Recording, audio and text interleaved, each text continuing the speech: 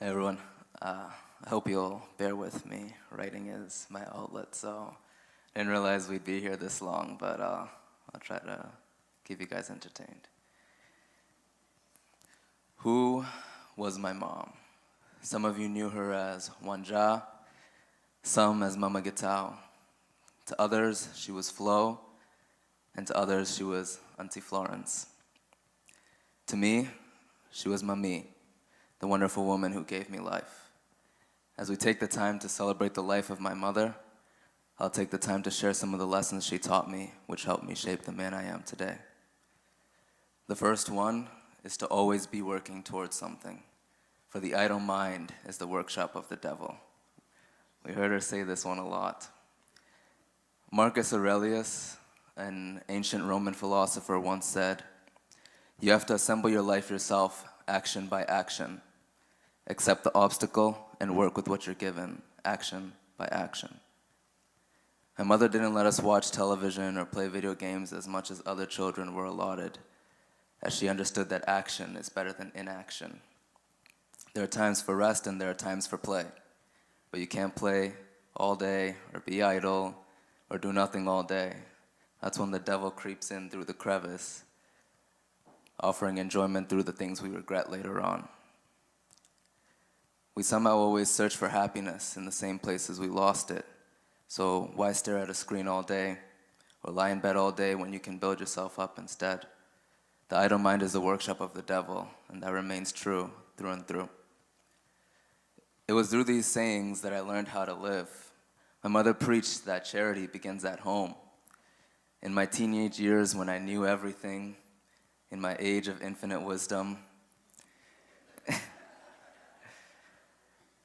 I unknowingly believed that this was false.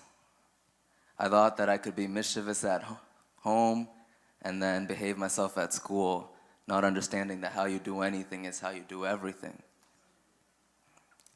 It wasn't until I was suspended from high school during my senior year for the same problem that I had at home that I realized that home is the foundation for all morality, for all good behavior. If I was my mom, I would have looked to my son and said, "I told you so."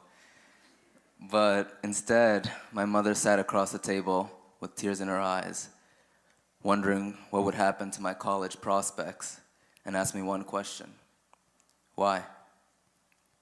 To which I had no response. Well, now I do.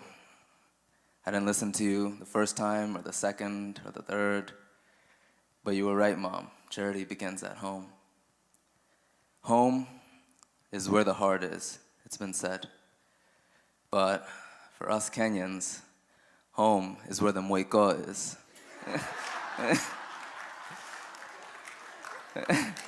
For those who don't speak Kikuyu, a mwiko is a wooden spoon primarily used for two purposes. The first one is making ugali. The second one is making Kenyan kids pay for their mistakes. My mother, she did not believe in sparing the rod, and I still remember the sting of that mwiko. To explain the next lesson, I'd like to tell you a story. You see, my mother was a very hard-working woman, and oftentimes when we lived in the Lowell house on London Street, she would come home from work late. Naturally, she would expect us to be asleep by 11 when she gets home. And most times we would be, but on one fateful night, we thought we could get away with staying up late. My brother and I shared a bedroom that had a window facing the driveway. So we could tell when a car was coming in. And if it was nighttime, we could see the lights slowly creep up the driveway. So we would turn off our bedroom lights right before the person in the car came and looked up and saw that they were on. But on that day, my mom came home about 30 minutes early and pulled into the driveway at what must have been 50 miles an hour. I jumped to unplug the Xbox as Daniel quickly hit the light switch. We slid under the covers, pretending to be asleep, thinking, "Whew, good thing we were ready for that one." A few moments later, the door to our house unlocks. We hear some movements downstairs. which sounded like a bear was going through our cabinets. Then we heard a thunderous noise as my mom stormed up the stairs. Doom, doom, doom, doom. Pretty soon our bedroom light was back on, and my mom stood there, moiko in hand, and said, "I know you're not asleep. You can't fool me. Pretenders are worse than murderers." I don't know where she got that one from, but in that moment it was true. We thought we could deceive her, and we thought wrong. Pretenders may not literally be worse than murderers, but the premise is true. Don't pretend to be or do something you're not. Accept your faults and be yourself. My mother said many things, but one of the hardest to accept was this: your confession is your possession. See, for many years, I thought I was depressed. I see now that the problem wasn't that I was depressed, but that I thought that I had depression. I often even confessed it. In the Bible, it says, "According to your faith, it is done unto you." If I believe in my depressions, what are the odds that my belief will correspond with my reality? If I believe in my healing, what are the odds that my positive expectations will correspond with my reality? Over time, by changing my belief systems, the things that I confessed to myself, my life started to move in a positive direction, and I could finally see the light at the end of the tunnel.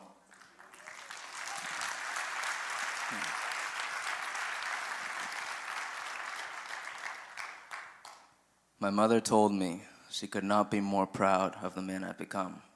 And the truth is, God helps them who help themselves. Action by action, moment by moment, confession after confession.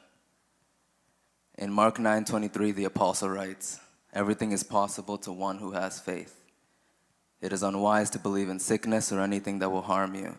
Believe in perfect health, prosperity, peace, wealth, and divine guidance, and your confession will become your possession."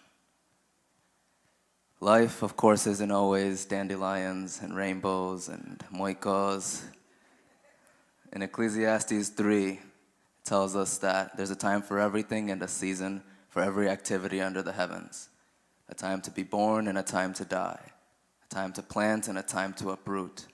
A time to weep and a time to laugh. A time to love and a time to hate. A time for war and a time for peace.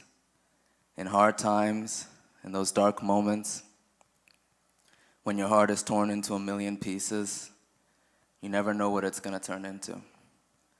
Like the caterpillar going into the cocoon, you never know what it's going to turn into. That's what makes you who you are. Circumstances do not make the man, they merely reveal him to himself. I sometimes still hear my mom talk to me. She'll tell me, "Keep taking one step forward.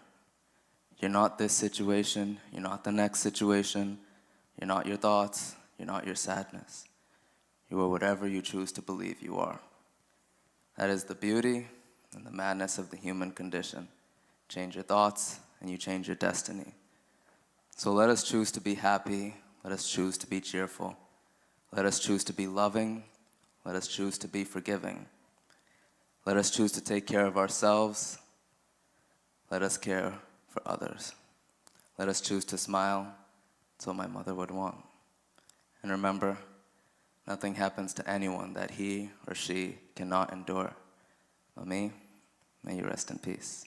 Thank you.